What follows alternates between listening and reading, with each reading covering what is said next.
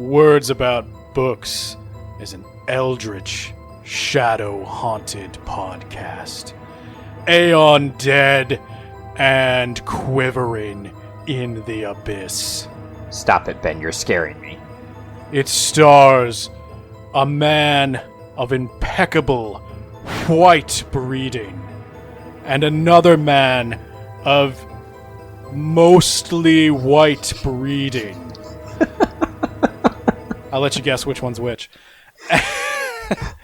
And today we are, of course, concluding our discussion on noted author and avowed racist H.P. Lovecraft.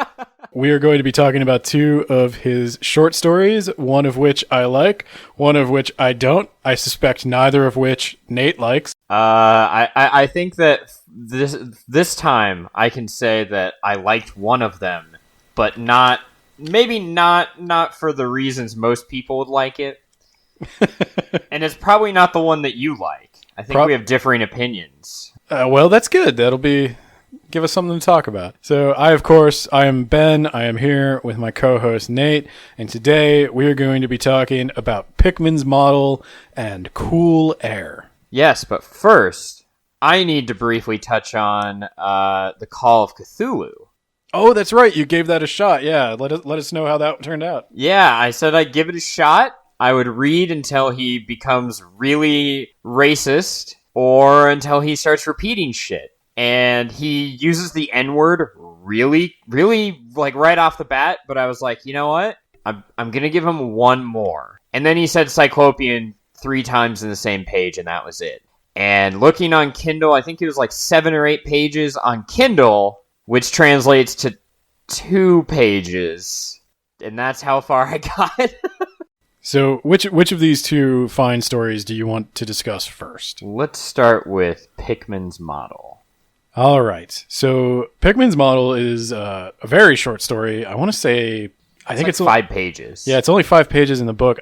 I'd say it's probably like 20 pages on the Kindle at my font size, but basically it tells the story of a guy who's really in... What? No, I'm bracing myself for the description you're going to give to this. Let's go. I'm just going to give a nice back of the book. This is the one I like, okay? Yeah, I know this is the one you like. All right, you go, and then I'll update your description if necessary. Okay, so it's the story of a guy who was really into the Boston art scene, and he's got a particular thing for weird art. And what he means by weird art, which, Lovecraft meant by the weird tale, is something of a supernatural horror nature. And so he really likes guys who do, like, horror art. And you might start to see why I like it a little bit. I'm a big, I like Junji Ito and all that. And you aspire to be an artist? I dabble. So he winds up meeting up with this strange guy named Robert Upton Pickman. And Pickman is like the king of horror art. And he just paints the weirdest shit, stuff that is just too outrageous for anyone to see. Like, he exhibits some things, but he's got a whole second studio filled with shit you wouldn't believe. Society is not ready for this man's DeviantArt page. Pickman says, hey, you want that good shit? You're going to have to come to my second apartment that I rent from some people I will respectfully refer to as Italian Americans. Lovecraft just can't help himself. It's 5 pages. You couldn't just let it go just this once. No, he's got to throw at least one racial slur story. He's contractually obligated, I think. So they go to this neighborhood, and Lovecraft enters this guy's apartment, and he sees all these paintings of, like, they're basically ghouls. They're described as like terrifying. Quasi-bipedal, corpse-eating, like, dog-faced things that are rendered in just near photographic detail.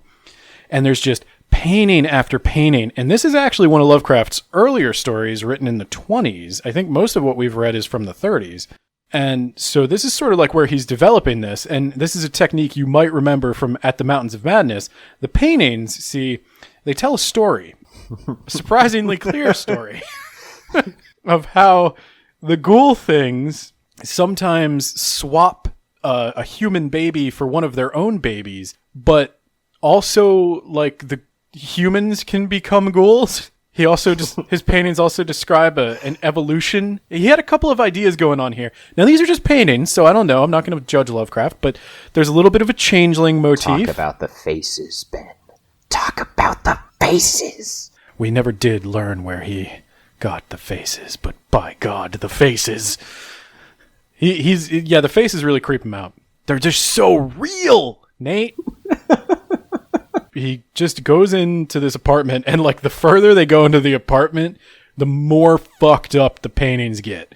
So he finds out that the ghouls do this changeling thing, and one of the changeling babies looks suspiciously like Pickman himself. They go into the basement, where there is an old 17th century well from the days of the Salem witch trials. And Pickman tells him this story about how the witches, of which, of course, one was his great-great-great-grandmother, so he's descended from an actual Salem witch. Who were definitely really witches and practiced witchcraft and weren't people unjustly accused and then murdered. No, they were just witches who were really good at witchcraft, except when they most needed to be. Yeah. So all the witches had this like underground tunnel thing going, and these underground tunnels, they go all kinds of places, and there's all kinds of weird shit down in those tunnels. And so that's why he chose this apartment, because it has access to one such tunnel. And the deeper they go into the cellar, just the worse it gets. And then when they're in the cellar, he sees the worst painting yet. The one that Pickman is currently working on. This is that prime shit that we're here to see. And when Lovecraft sees this painting, he screams and pees himself. He literally screams so loud, it echoes. And it echoes like all the way into this well, which we will see is a problem. So the painting... Pickman takes out his gun. Hang on. So the painting is of this like absurdly huge ghoul. And it is holding a human being like you might hold a candy bar. And it's just playfully gnawing on the head. But this thing it's looking right at Lovecraft. Like its eyes follow him around the room. It's just so real. How does he get such detail? And that is the thing about all these paintings, Nate, is that how could he have just come up with this? I don't know, Ben. Well, I don't know. How does I think maybe he was just a really good painter. Like, could that be it? Impossible. Okay. And I kind of get what he's trying to describe is that he has done such a good job of rendering these creatures in a modern setting that the previous paintings had been in the witch trial days, the 17th century. Lovecraft could kind of accept that. I say Lovecraft, of course. Everything's always in the first-person perspective, so I always say it's Lovecraft. But our main character, he could tolerate that. But seeing these things depicted so vividly in a modern age, it just renders an immediacy and believability to it that freaks him out. He's wondering, how could he possibly have done this? And as he does, they start to hear some like scurrying, and Pickman runs out with his gun in hand, shuts the door behind him, and Lovecraft just hears 5 or 6 quick shots as he empties the whole barrel into something, which then scurries away, and he hears the sounds of like the well lid slamming. And Pickman, they were just rats. Pickman, no shit, comes back, and he's like, "That's a big rat." You know, that's the worst part about living here. He's rats, man. But they provide a certain atmosphere, don't you think? Lovecraft sees this bit of paper that was tacked onto the canvas, and he thinks it's a photograph of a background he's planning on rendering. He grabs it before all the kerfuffle, and he forgets he grabbed it. After the rat attack, Lovecraft and Pickman, they bounce. And that is the last time Lovecraft ever sees Pickman. He totally ghosts the guy. And the whole framing device of this story is Lovecraft, like a gossipy bitch, explaining to a third friend why he doesn't hang out with Pickman anymore. That is the framing device here. And so Pickman, he reaches into his pocket and he pulls out the thing that was tacked to the canvas. And my God, Nate, what could it have been? Oh, I bet it was nothing important. Maybe it's just was some a note photo. about the... Ah! What? It was a photograph of the creature. Ah! That's how he got the face so realistic, Ben! They're real. And that's why Lovecraft won't go underground anymore. I'm sorry, I mean the main character. I summarized that a little comically. I actually don't mind this one. First off, I think it's one of his more readable. Yes, it is. It is. He has a very minimum amount of racial slurs. He does repeat himself a lot with those fucking faces, but it's only 5 pages. It's not 100 pages. So, I can live with it.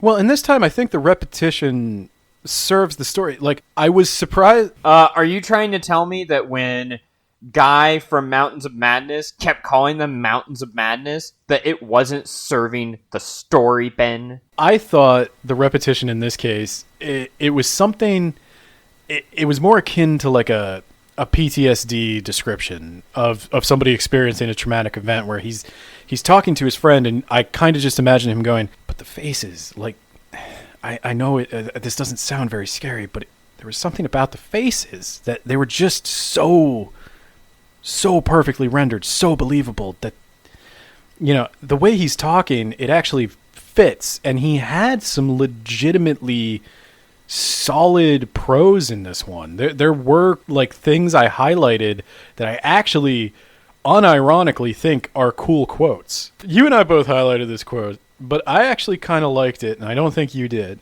It was, I want human ghosts.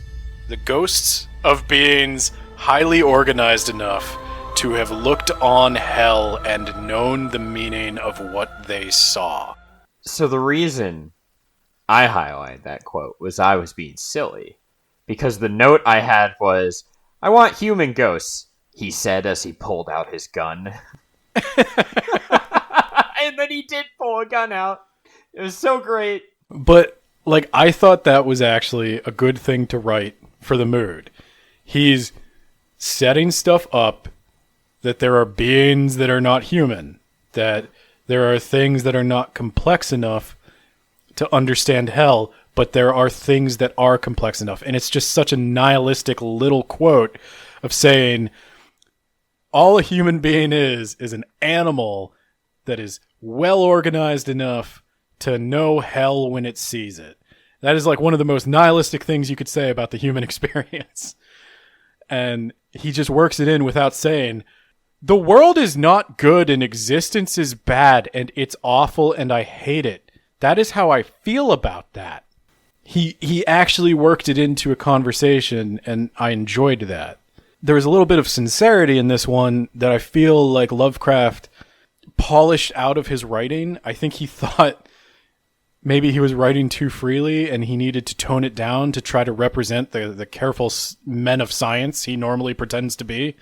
But there was another quote where it was generation after generation lived and felt and died there, and in days when people weren't afraid to live and feel and die. Don't you know there was a mill on Copp's Hill in 1632, and that half the present streets were laid out in 1650? I can show you houses that have stood since Cotton Mather's day. That is a way of saying, I really like antique architecture that isn't boring as shit. And it does make it sound kind of cool. And for a second, I got why... I don't care about architecture myself. I'm not a person who really likes to look at interesting buildings. I'd much rather like go on a hike in the mountains or something. But reading that quote, I kind of get why he likes it. I kind of saw the world through Lovecraft's eyes for a second and not just the horrible racist parts. Which is not what you normally get from Lovecraft, who seems incapable of bonding with you, the reader. of all the times he has talked about architecture and the things we've read, this is the first time I thought, yeah, I can see that. I get why you like that. I get why you think that's kind of neat. But and the twist, it was it was overplayed, like all of his twists, like all of his twists are. What do you mean overplayed? It was over dramatic. I mean, and of course he burned the evidence because he always does. He ends it in italics, I think. It was a photograph from life. He always tries to drag it. What's the Alfred Hitchcock quote about suspense? If a bomb blows up, you have 10 seconds of suspense. If you show the audience a guy planting a bomb that's going to go off in 20 minutes, but the characters don't know, you have 20 minutes of suspense. Lovecraft tells his readers and the person he's talking to, a bomb is about to go off in 20 minutes. 19 minutes, 59 seconds. 19 minutes, 58 seconds. It's going to go off here in a bit. I promise you, it's going to go off eventually. All right, now let's describe my brain processes. See, at the time, I was thinking, let me describe the fight or flight response to you as I'm running away from this monster. But you know the more important thing here is my thoughts as I'm running away. You know, how can I follow my shredded paper trail back? Well, yeah, and that's the other thing he doesn't do in this story. It's such a weird decision for Lovecraft as a writer to have evolved towards like less description, less real human emotion. Okay. Like he became less artistic as he aged.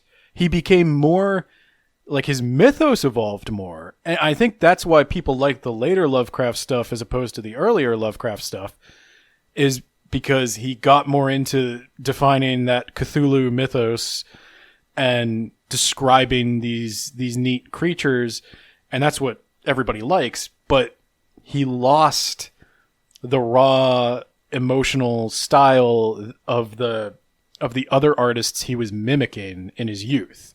And it's a shame that he felt he had to do that. He legitimately seems to have thought that he needed to tell you why. Like, I guess he thought, well, if somebody saw this eldritch terror that breaks your brain to simply look at, they're not going to have the rational response to run away. Not realizing, obviously, it's running away is hardly ever a rational response. It goes far beyond any rational thought. Are you trying to tell me that you don't stop and you think like, okay, do I need to run away? Do I need to fight this thing? You don't stop and debate it with yourself like, let me look at it from a different angle before I decide if I need to run away yet. See, with Pickman's model, he had not quite yet developed everything has to be mind-breaking madness. Like, the ghouls are just ghouls. They can be described. They can be painted.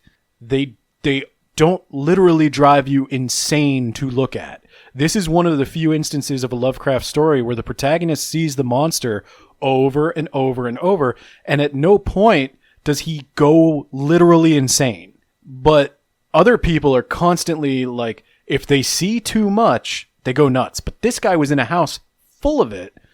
And while he only saw a photograph and it did make him paranoid about going underground, he didn't have that cosmic horror.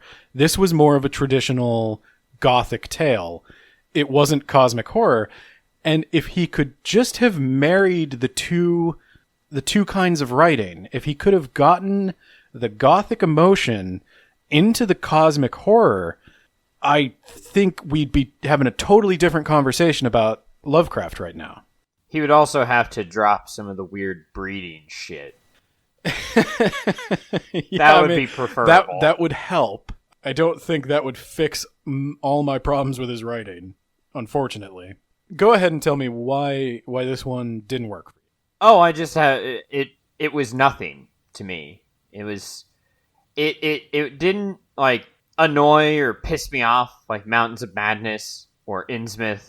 It was just there. It didn't didn't really get me one way or the other. That's why I have such a difficult time really talking about it. There's not much for me to talk about. My wife texted me asking why I was screaming. Did you tell her you saw a ghoul? I haven't yet. I don't think I can bring myself to talk about the experience just yet, Ben. Do you need more brandy and black coffee? Yes. It's a good idea to mix your alcohol with your caffeine. Yeah, I'd recommend this one if you're into Lovecraft. This probably isn't one of the ones that gets mentioned all the time. I'd recommend it. The fact that you've had a neutral reaction to it that's high praise coming from me. Is the highest praise he has given a Lovecraft story. If this is a solid C- from Nate. So my favorite part, if you'll permit me to reenact. I would love for you to reenact. Hey there, kid. You're that guy, Hyena Pinata Lovecraft, right? I've got a studio up north. It's in a creepy abandoned alley. You want to go there? And also don't tell anyone where you're going? I would first need to know the exact breeding and lineage of your landlord. Could you please tell me that information, and I will decide if it is safe for me to sojourn to such a neighborhood? This guy is just Italian, I guess. Oh, they're almost white. Okay, let's do it. Let's be crazy. Let's do it. Let's get a pizza. We're not going in this taxi though. That Oh way God, the no! taxi People would know we man went. can't know No, where we are. obviously we're not Send taking a help. taxi. Yeah, we're gonna go on foot. Don't pay attention to which way there's we're lights, going. and sometimes there's not, and I don't even know where I am. Also, this apartment is off the books. I go by a different name. What name? I don't know, James or some shit. Oh, you're so exotic.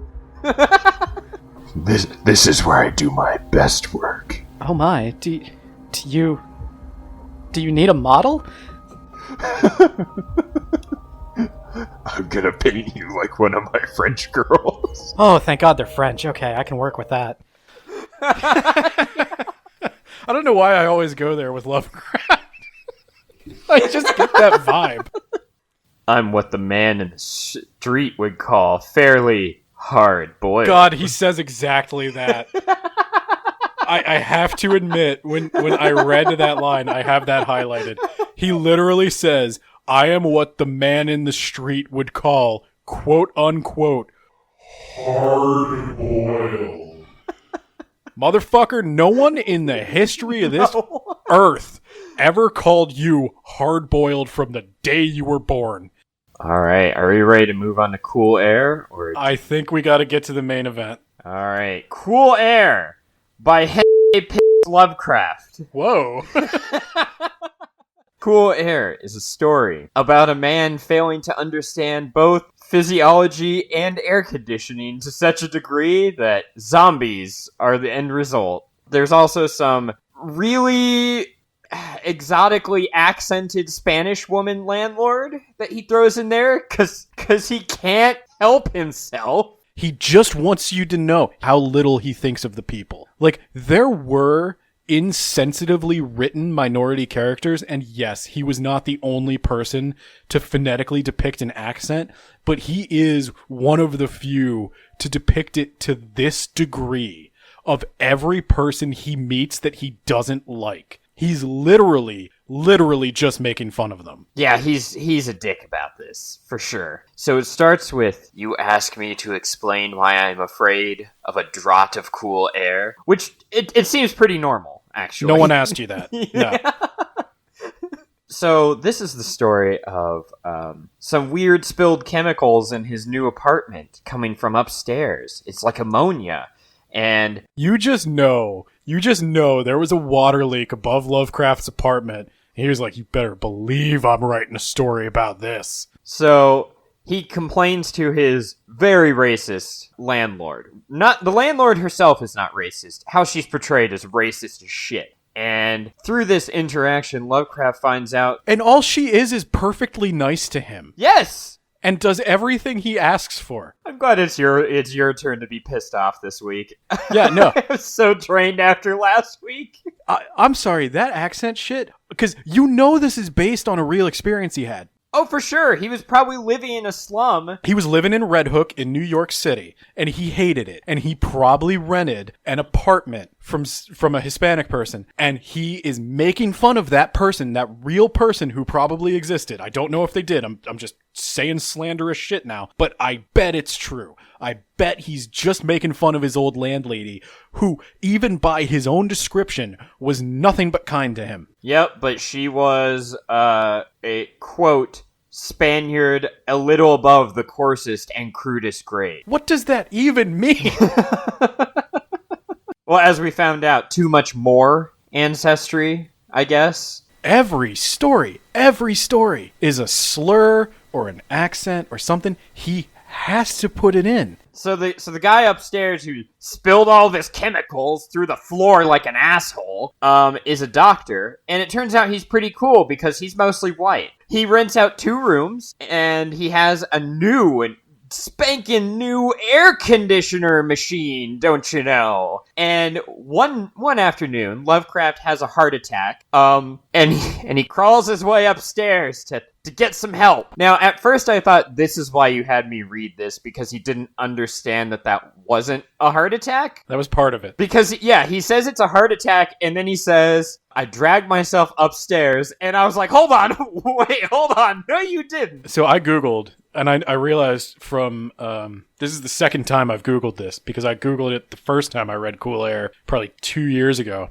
In 1920s, did they think the heart attack was something else? And I wanted to give him the benefit of the doubt. I was like, maybe it was one of those things where people would say, like, I don't know, what consumption. I've got the consumption. And they mean tuberculosis.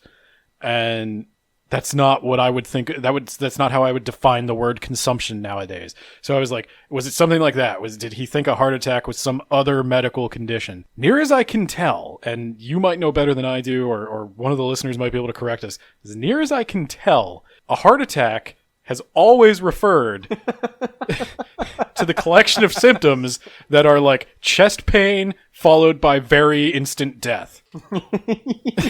So I don't know how he could think he was having a heart attack. I was like, okay, you climbed upstairs and you asked the doctor for help, and like, what, did he call you an ambulance? Like, what was the treatment here? And it turns out he gives him some sort of chemicals, and then he talks him down. He also describes the heart attack as seizing. So I was like, okay, so what the fuck did he have? Like a heart attack and a seizure? I used to have very frequent panic attacks in the past. And I could tell you, especially the first time you have one, when you don't know what it is, everything goes through your mind because it just feels like your body is shutting down. So it's like heart attack, stroke. What am I having? Something is horribly wrong with my body. Yes. And my thought is, Lovecraft maybe didn't want to admit to his friends that he was having a nervous condition and not a physical condition, because I certainly understand that stigma, and I don't even live in the 1920s. Yeah, that was my theory as well. I figured he's probably having a panic attack because this guy just kind of like talks him down, gives him a little bit of medicine. They don't even go to, I guess they didn't really use hospitals much. I don't know. I think our hospital came in 1928 or something here in town, so I think they're starting to be a thing. Yeah, I don't know. I was pretty sure it was a panic attack and not a heart attack. But the doctor spoke as if it was a heart attack. He was like, hey, someday we can do without our heart at all. And when he's talking to Lovecraft, is he not breathing? That's really weird. Maybe I'm just seeing things. And, this guy's talking about how his will and his consciousness is stronger than life itself. And maybe he can get away with not having organs. Also, this guy's apartment is really, really cold, and that's kind of weird. And when the AC finally breaks down, he's freaking the fuck out. He's like, oh shit, you gotta go get all the ice that you can find. We've gotta just drown me in ice. Yeah, you've got to go get a ton of ice. I'm going to be in this bathtub just filled with chemical. I'm going to try to preserve my tissues. Just get the fucking ice, okay? When he started saying shit like, Oh, I didn't see he breathed. I was like, okay, is he a zombie? Like that seems like the most likely possibility. And then my first thought when he talked about the AC and how cold it was getting, I was like, what's going to happen if that breaks down? Are you just fucked? The answer is yes. He's super fucked. He Lovecraft, he gets someone to get ice for this guy so that he could go get a replacement part for the pump that works the AC. And this guy is a World War I veteran. He's seen some shit, man. But when he sees this doctor, he goes crazy. And then Lovecraft returns with the part, tragically too late, because the doctor has passed on. And in fact, he died 18 years ago.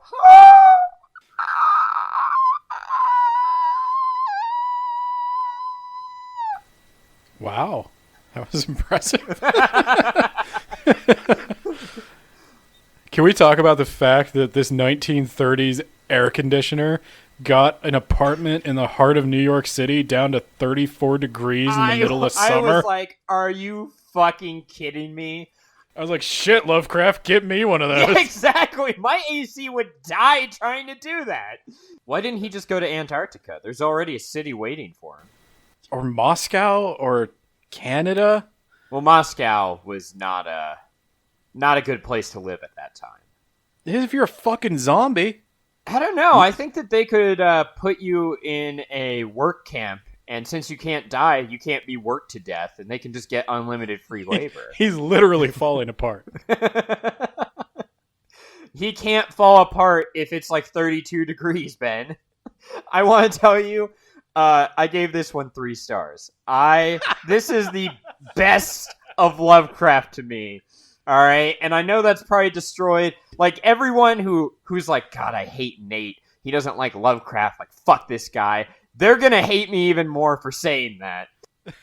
I laughed a lot at his just not knowing anything about physiology, not knowing anything about air conditioning, trying to play off the big reveal as something that like, oh, I didn't see that one coming.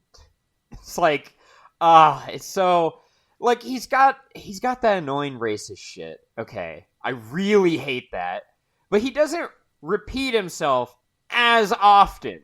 And maybe if I had read this before at the Mountains of Madness, I would be a little harder on it. But this is like a cool 7 pages, and it just flies on by. So I could get behind Cool Air. I gave it 3 stars, primarily because it wasn't as long as the other things I read. And it was funny, okay? It's a horror that's funny. Kept it short. Good decision. Can you imagine this being 100 fucking pages, Ben? Yeah, because I'm pretty sure this, the Mountains of Madness started as something this long, and he just stretched. So yeah, obviously the reason I recommended it to you was because of its emphasis on biology. And I remember reading it thinking, okay, Lovecraft found out you can, at least visually, without a microscope, preserve tissues pretty well in formaldehyde or a freezer.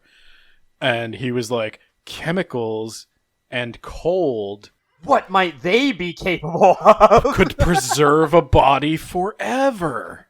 Yeah, if you turn on the AC and you rub yourself in chemicals, you can live forever. That is a solid plan. Like how when you drink a Mountain Dew while you pee, you'll just pee forever because you're putting fluids in, right? So one thing I never quite got about this story was if this is on the verge of being part of the Cthulhu mythos. What? So the reason I say that is because I like Lovecraft. I've read everything he's ever written, but I am not a Lovecraft scholar, and to be perfectly honest, I'm not interested in becoming one. What? Ben, let's get you a certification. I don't care if this was officially part of the Cthulhu mythos or not. I'm just saying I recognize a little bit as somebody who has kind of dreamed up headcanons and fictional worlds and stuff. I recognize the beginnings here of what would become the Necronomicon. So my question then, Ben, if you needed to fight Cthulhu, this alien from beyond space and time, Ram him with a ship, finish the story. So, second. I was gonna say, would you benefit from running an air conditioner? No, as far as I could tell, Cthulhu's made of some sort of jelly, so that would just make him hard and buff. Ooh. Yeah, you don't want to fight that, man. I'm pretty sure that hard Cthulhu is some sort of H.P. Lovecraft-inspired tentacle porn. I don't know if there's a magical component to this or not. And I know Lovecraft isn't strictly big on magic. It's just... Ben, this is science. Science we don't understand. This is formaldehyde and air conditioning science, Ben. But there's no magic here. There's a missing component you're not talking about. And that is the fact that this guy got super into occult stuff and like medieval alchemic texts and black magic and all that junk. And he says he did it because those rituals provide the psychic willpower to keep your body alive after death, which I didn't know, like, is he trying to say the guy used magic? Because obviously that's the thing we've talked about whenever we talk about zombies, is there's that inherent problem of a zombie is essentially a perpetual motion machine. It expends energy without producing energy or taking in any energy. And sounds legit. It eats corpses, but Ben, you're bringing way too much philosophy and backstory to this amazing piece. I'm not the one who tried to come up with a scientific zombie. That's Lovecraft. So now I need to ask you, Nate, do you think the man used magic, or do you think Lovecraft's intention was to suggest that the old rituals may be based in a kind of psychological science that enhances the willpower to a supernatural degree? Let me answer whether I think there is magic with a quote. You asked me to explain why I am afraid of a draught of cool air. He's not afraid of magic, Ben. He's afraid of cool air and willpower, baby. Hides pathetically Lovecraft. Oh, dear. I've got more of them. Do you want those? I mean... Well, do you have any more thoughts on cool air? Yes, I appreciate that it was so short. Thank you, Lovecraft Senpai.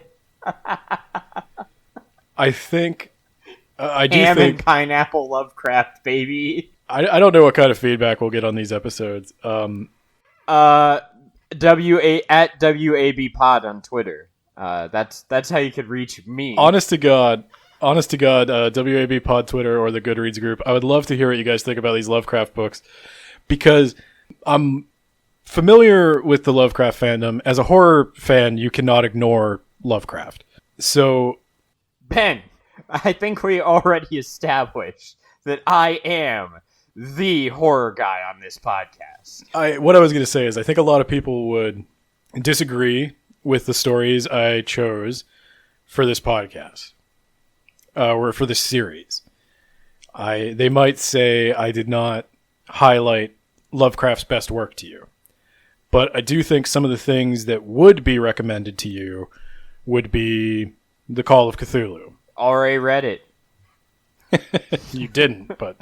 I read within the parameters I set out. You would be recommended The Call of Cthulhu, the Hey, Dunwich they can Horror. recommend away, and I'll read them until he gets really horribly racist or he starts repeating himself. Well, and I think...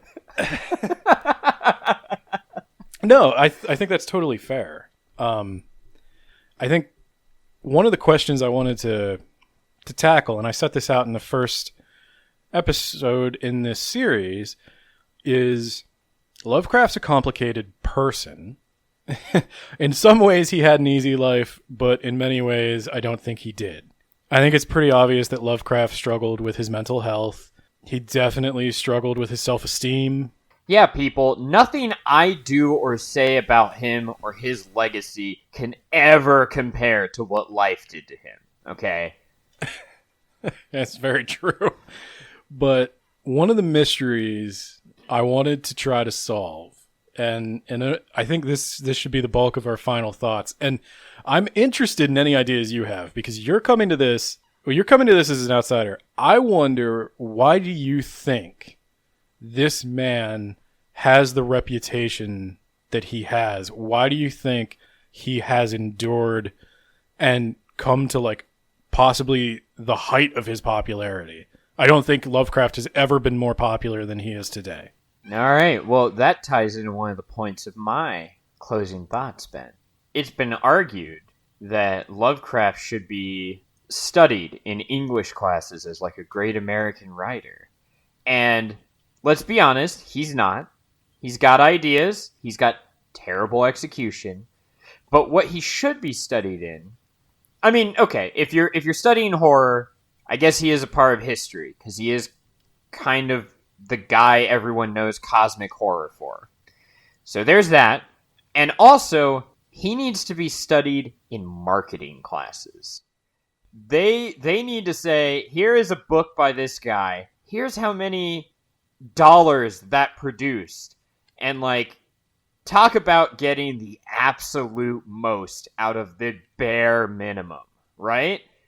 That should be like, that's your marketing class right there. Study how you got this guy so popular, you can sell whatever the fuck you want then. I think there's a modicum of truth in that. Is that where you're going? Oh, there's certainly truth. Like I've said before in the podcast, you cannot discount the fact that there is and was a committed group of people dedicated to publishing Lovecraft, popularizing Lovecraft, and massaging Lovecraft's reputation, and actively suppressing some of the more pernicious aspects of his personality. That's a huge factor in his popularity. It is a concentrated marketing effort. But more than that, I like some of Lovecraft's stuff. I like Pickman's model. I don't mind the Mountains of Madness.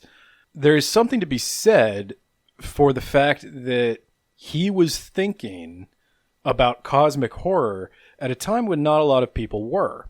And anybody could have come up with these ideas, but really, I don't know that... Now, this could be my limited research here, but I do think Lovecraft was one of the first people to flesh out this idea of alien horror. He obviously wasn't the first to come up with... Like, there were obviously tales about Martians invading and things like that. But he was the first to think of just a truly alien entity, not just alien to this planet, not just superficially more powerful than us, like they're basically humans, but they've got better weapons than us.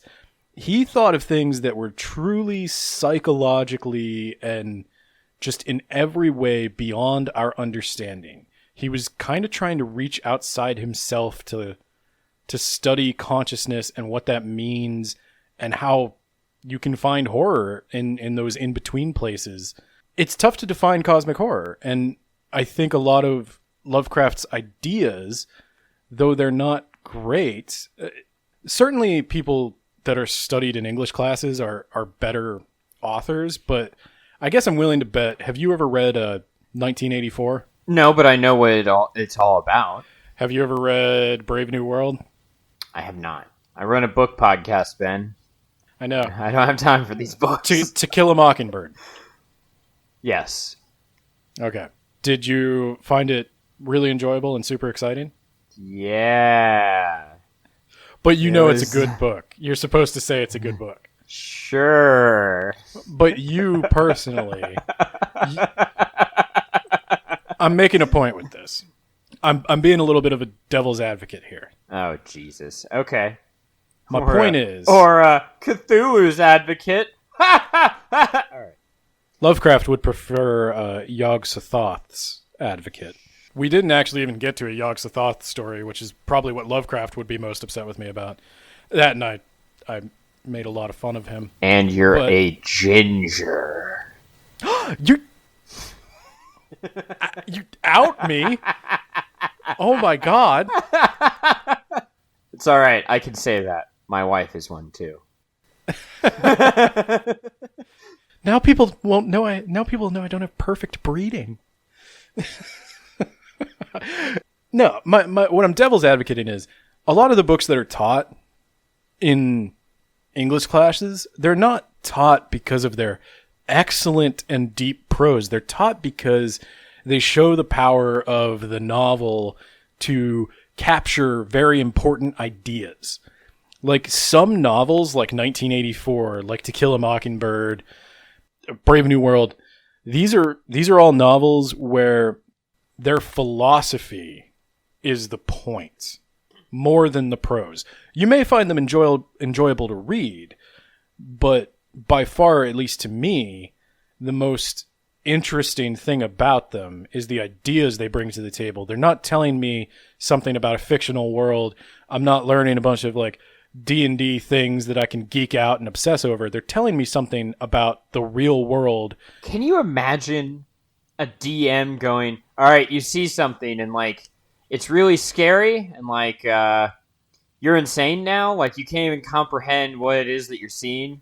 Have you ever played Arkham Horror? No. I've been waiting for people to play it with me. I have it. I've had it for That's 12 a mechanic. years. That's a mechanic, bro. Yeah, I know that, but like someone just telling you, okay, you're afraid now? Like you're looking at this painting like it's really scary, like the face is really real. And You like, haven't ever had your players roll on a madness table? No. Oh, I would do that. I would say you look at it, roll a I would say Would I probably have to describe it to them, or do I just go, yeah, it's like scary and stuff? No, I would describe it as much as I could. Yeah. That's my point, Ben. Yeah. Well, Ben! probably have to trim around this bit. But my point is what I'm saying, do you think Lovecraft's like English is sometimes the right class to teach a bit of philosophy? Is English the right class to teach post-colonialism?